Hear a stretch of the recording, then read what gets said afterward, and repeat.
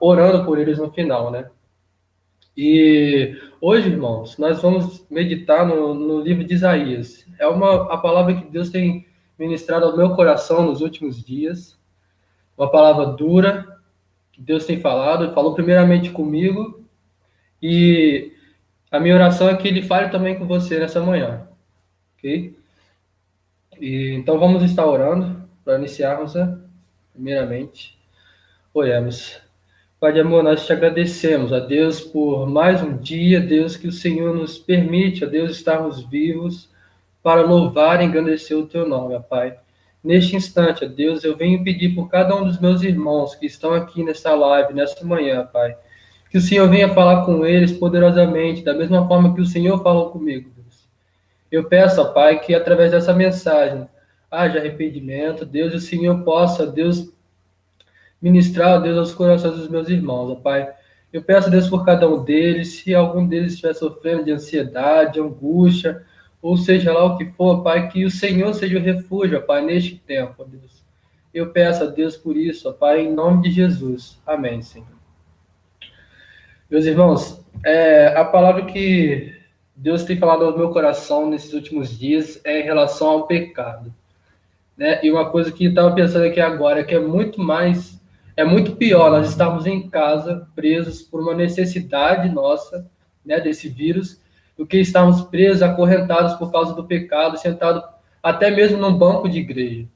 Então é uma palavra dura, mas é uma palavra que traz libertação, se nós ouvirmos o Espírito Santo falar. Então esteja sensível à voz do Espírito Santo nessa manhã. Então eu peço que você esteja abrindo sua Bíblia aí em Isaías capítulo 1. Nós vamos ler do verso 1 até o verso 20. É uma breve reflexão. Vamos todos meditar juntos nessa manhã. Se você tiver uma caneta aí, um papel, se quiser fazer anotação também, é muito bom isso, que ajuda a fixar melhor a palavra. Então, a partir do verso 1 diz assim: visão de Isaías, filho de Amós, que ele teve a respeito de Judá e Jerusalém nos dias de Uzias, Jotão, Acás e Ezequias, reis de Judá. Ouvi, ó céus, e dá ouvidos, ó terra, porque o Senhor é quem fala. Criei filhos e os engrandeci, mas eles estão revoltados contra mim. O boi conhece seu possuidor, e o jumento, o dono da sua manjedoura. Mas Israel não tem conhecimento, o meu povo não entende. Ah, desta nação pecaminosa, povo carregado de iniquidade, raça de malignos, filhos corruptores, abandonaram o Senhor, blasfemaram do Santo de Israel, voltaram para trás. Porque a vez de ainda ser feridos, visto que continuais em rebeldia, toda a cabeça está doente e todo o corpo é enfermo.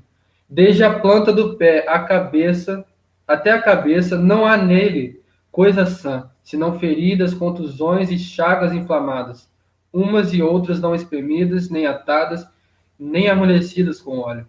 A vossa terra está assolada, as vossas cidades consumidas pelo fogo, a vossa lavoura os estranhos devoram em vossa presença, e a terra se acha devastada como numa subversão de estranhos.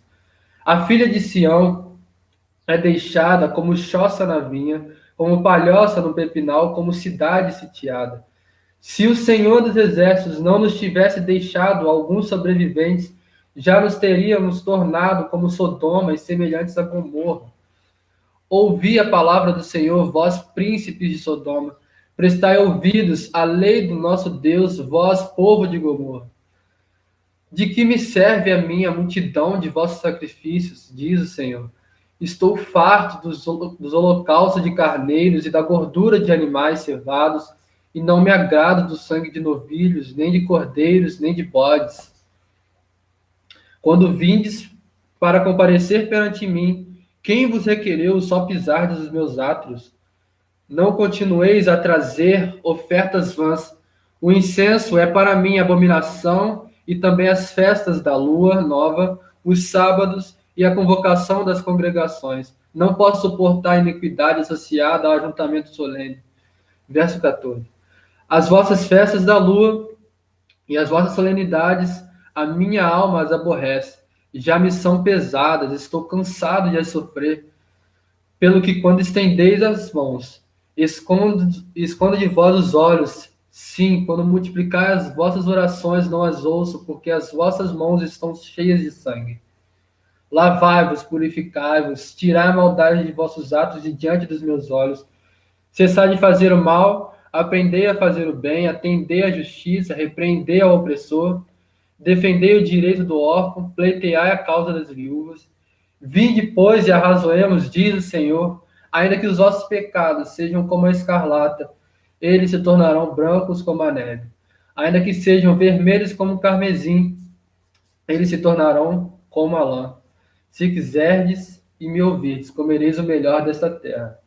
Mas se recusardes e fordes rebeldes, serei devorados à espada, porque a boca do Senhor disse. Até o verso 20. Meus irmãos, é uma mensagem muito dura. Aqui é a palavra do próprio Deus em relação ao povo de Israel. E a primeira coisa que eu gostaria de destacar com os irmãos está no verso 2. Verso 2. Nós vamos caminhar aí por cada um dos versículos a partir do verso 2 até o verso 20. E a primeira coisa que eu gostaria de destacar com os irmãos está no verso 2. Ouvi os céus e dá ouvidos à terra, porque o Senhor é quem fala. Criei filhos e os engrandeci, mas eles estão revoltados contra mim. Então, tudo isso aqui que nós lemos, né? Toda essa realidade aqui está relacionada ao povo de Israel. São filhos, os próprios filhos de Deus, e a realidade que foi apresentada aqui no verso 4, que nós vamos ver mais para frente. Então, não se trata aqui de um povo que era inimigo de Deus, um povo idólatra, não se tratava dos filisteus, não se tratava de nenhum desses povos, se tratava aqui do povo de Israel, o próprio povo de Deus, aquele que Deus tinha escolhido para ser circuncidado e separado, é o próprio povo de Deus que está se referindo a esse texto. E aí no verso 3 diz assim: o boi conhece seu possuidor e o jumento dono da sua manjedoura, mas Israel não tem conhecimento, o meu povo não entende. Meus irmãos, aqui uma coisa que me chamou a atenção é que o próprio Deus faz uma comparação esquisita, né? Porque ele compara um homem a um animal. Um animal é um ser irracional, o homem ele tem a capacidade de ponderar sobre a situação e saber escolher entre o que é melhor para ele. E aqui a comparação é tão esquisita que ele compara com o homem e ainda coloca ainda abaixo do animal. Compara o homem com o animal e ainda coloca abaixo do animal, porque o animal ele não tem essa capacidade. Mas ele consegue reconhecer o seu senhor, que diz que o boi conhece seu dono, o jumento, o dono de sua manjedoura, e o homem não consegue ter essa capacidade de reconhecer Deus na vida dele, de reconhecer que Deus é o Senhor da vida dele. Então, é uma realidade de cegueira mesmo.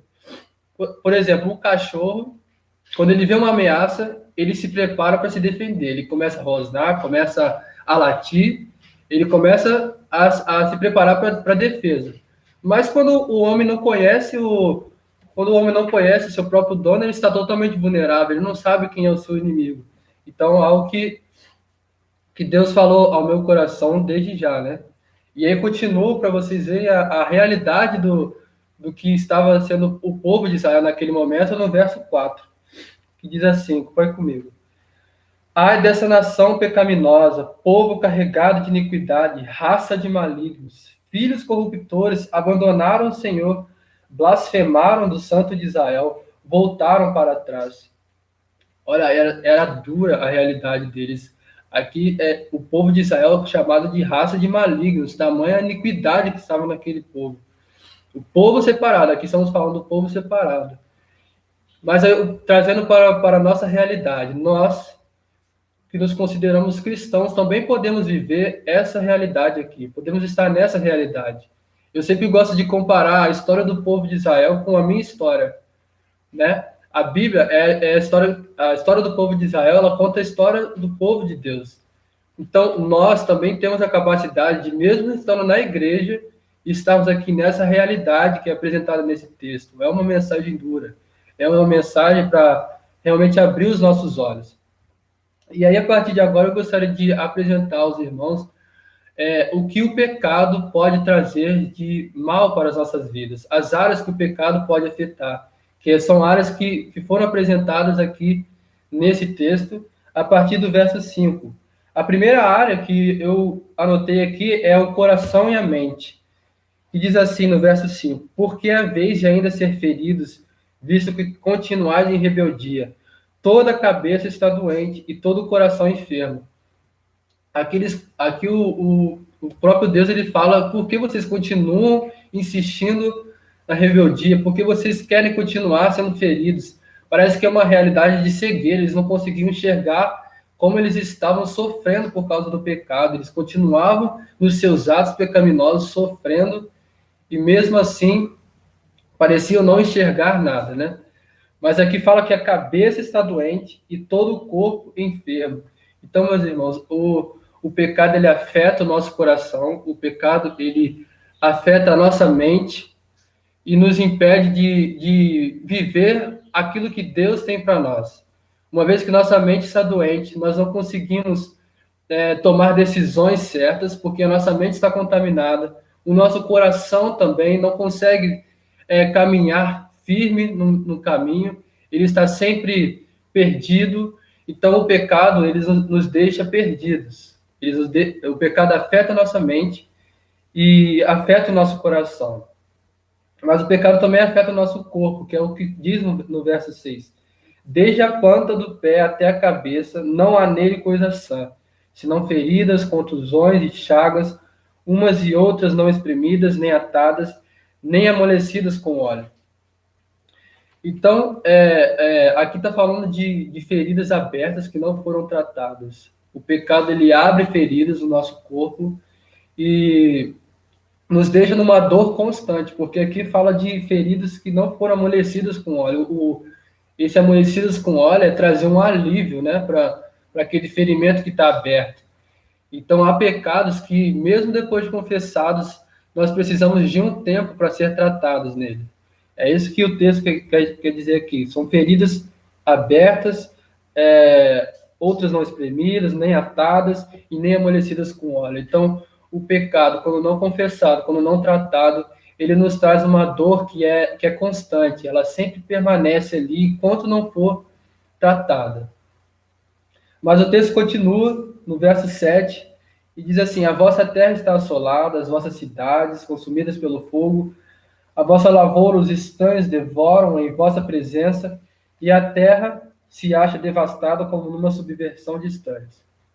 Então, outra área que o pecado afeta é na área material.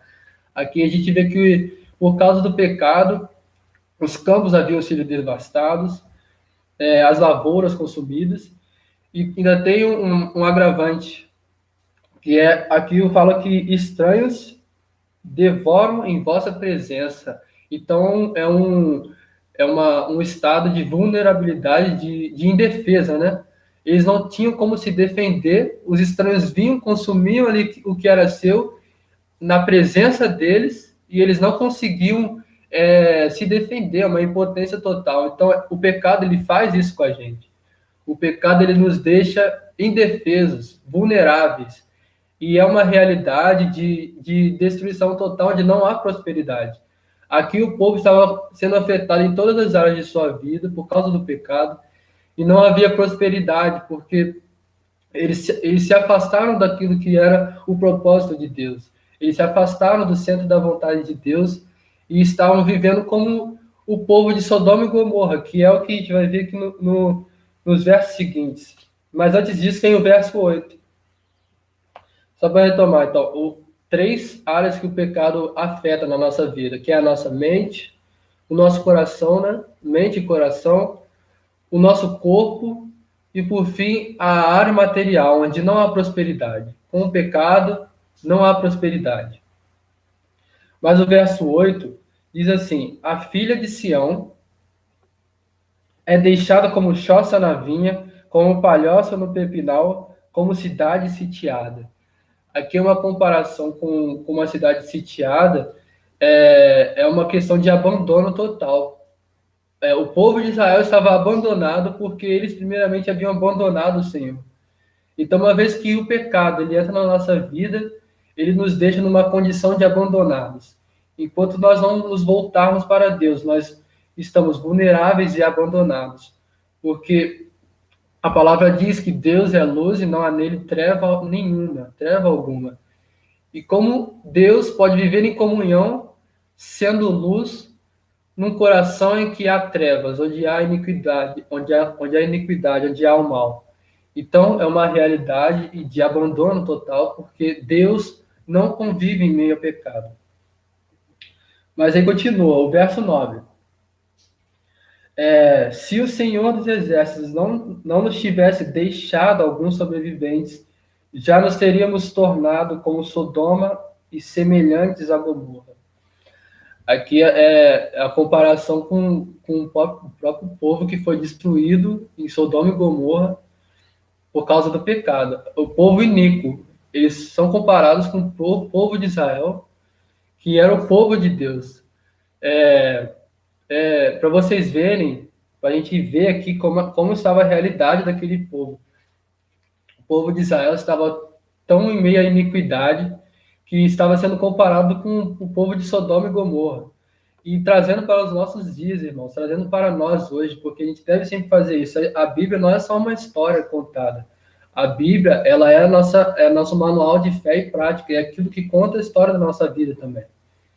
Então, nós devemos sempre estar com os olhos abertos, irmãos, porque essa realidade do povo de Israel, ela pode ser a nossa realidade hoje. A gente pode estar cego por causa do pecado, vivendo isso aqui, com a nossa mente afetada, com o nosso corpo afetado, com os nossos corações afetados, com feridas abertas, não tratadas, semelhantes ao povo de Sodoma e Gomorra. Se não fosse a misericórdia de Deus ali, naquele instante, o povo todo seria destruído, porque a iniquidade era tanta que eles estavam como Sodoma e Gomorra, que foram aquelas duas cidades que foram destruídas por causa do pecado, né? E aí, dando seguimento no verso 10, diz assim: ouvi a palavra do Senhor, vós príncipes de Sodoma, prestai ouvidos à lei do nosso Deus, vós povo de Gomorra. Então aqui é uma realidade que vem desde lá dos governadores, dos poderosos, até o próprio povo. A iniquidade havia alcançado todas as áreas da sociedade, desde os poderosos até o povo, todos afetados pelo pecado. E dando seguimento ao verso 11, que mostra um pouco de como Deus olhava o sacrifício que eles estavam fazendo, né? Eles, mesmo nessa realidade de pecado, eles continuavam indo ao templo, oferecendo sacrifícios, né? E aí Deus fala assim: de que me serve a mim a multidão de vossos sacrifícios? Diz o Senhor: estou farto dos holocaustos de carneiros e da gordura de animais cevados, e não me agrado do sangue de novilhos, nem de cordeiros, nem de bodes. Então, mesmo estando na realidade de pecados, né, na realidade de completo afastamento do Senhor, eles continuavam indo ao templo. Isso só mostra que eles estavam realmente cegos e não estavam conseguindo entender que para Deus importa mais como está o nosso coração do que como está a nossa prática de ir à igreja, de até mesmo estar cantando no ministério de louvor. Deus não quer sacrifícios vãos, Deus quer um coração sincero, Deus quer um coração puro.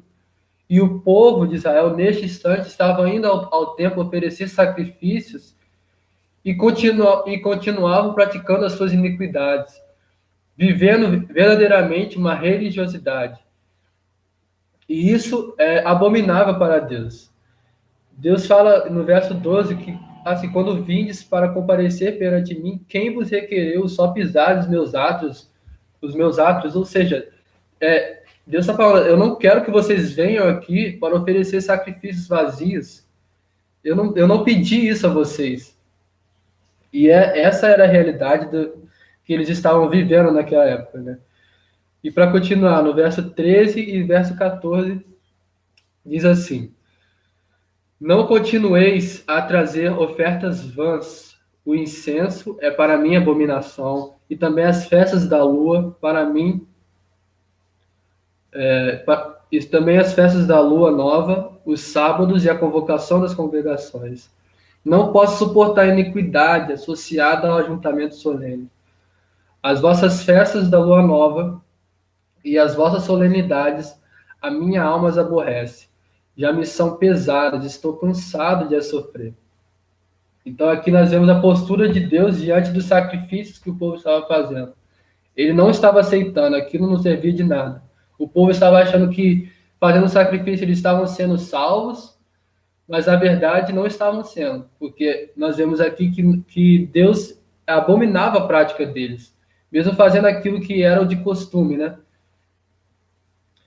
E aí, continuando, aqui tem a solução que Deus apresenta para nós mesmos, aqui para o povo, mas nós trazemos para a nossa vida hoje, que é diante de uma realidade de pecados, e que nós podemos estar vivendo hoje, e que você pode estar vivendo hoje, e que muitos vivem dentro das suas igrejas, cegos, sentados nos bancos de suas igrejas, participando dos eventos da igreja. Deus nos apresenta a salvação, no verso 15, que diz assim, no verso 16, né? Lavai-vos, purificai-vos, tirai a maldade de vossos atos de diante dos meus olhos, cessai de fazer o mal. Aí verso 17, aprendei a fazer o bem, atendei à justiça, repreendei ao opressor, defendei o direito do órfão, pleiteai a causa das viúvas.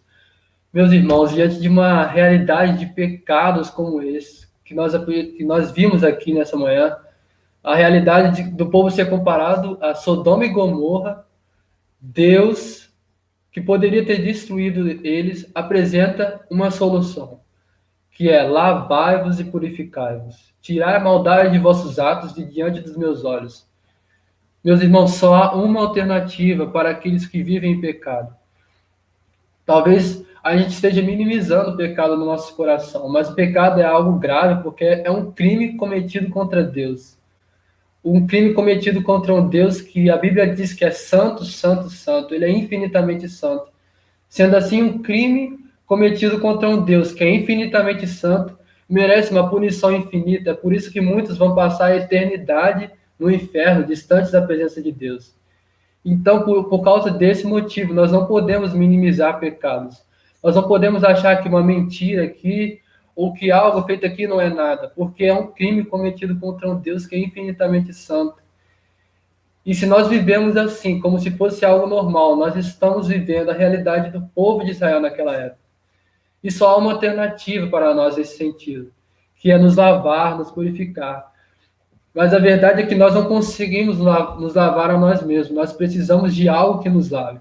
Porque aqui diz que as mãos, as vossas mãos estão cheias de sangue, que é o que fala no fim do verso 15. As mãos do povo estavam cheias de sangue. Então, como que eles iam se lavar a eles mesmos? Imagina sua mão cheia de graxa e você tendo que se limpar e você não tendo nada. Só a sua mão e você mesmo. Você ia tentar se limpar e você ia acabar se sujando mais e mais. Então, meus irmãos, nós não somos capazes de nos limpar a nós mesmos. Nós precisamos e necessitamos de algo que nos limpe. E esse algo que nos lava, que nos limpa, é o próprio sangue de Jesus. Nós estávamos lendo ontem, deixa eu ver se eu acho aqui. Nós estávamos lendo ontem, como igreja, né, no roteiro, 1 João 7. Eu vou abrir aqui rapidamente para dizer assim, ó, se porém andarmos na luz, como ele está na luz, mantemos comunhão uns com os outros, e o sangue de Jesus, seu Filho, nos purifica de todo pecado. Somente o sangue de Jesus, irmãos, nos purifica do pecado. Nós não podemos nos salvar, nós não podemos nos limpar. Somente o sangue pode nos lavar. Os hebreus naquela época, né, da 10ª praga lá, que nós vimos ontem como igreja, né, em comemoração à Páscoa, nós revimos a 10ª praga. Eles tiveram que marcar os seus umbrais com o sangue do cordeiro, né? Então eles marcaram seus umbrais ali para que não fossem mortos quando o anjo da morte passasse. Mas a realidade, irmãos, é que se Se houvesse um hebreu que não tivesse feito isso, ele teria sido morto também.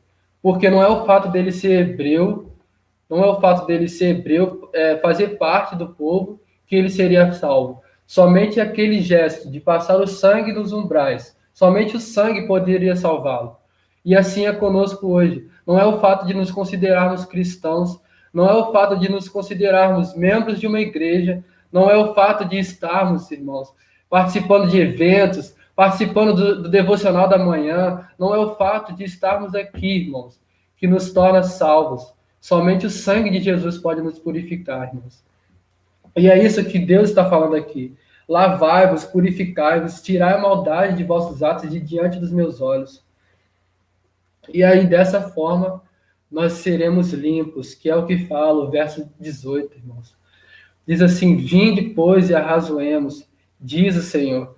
Ainda que os vossos atos, ainda que os vossos pecados sejam como a escarlata, eles se tornarão brancos como a neve.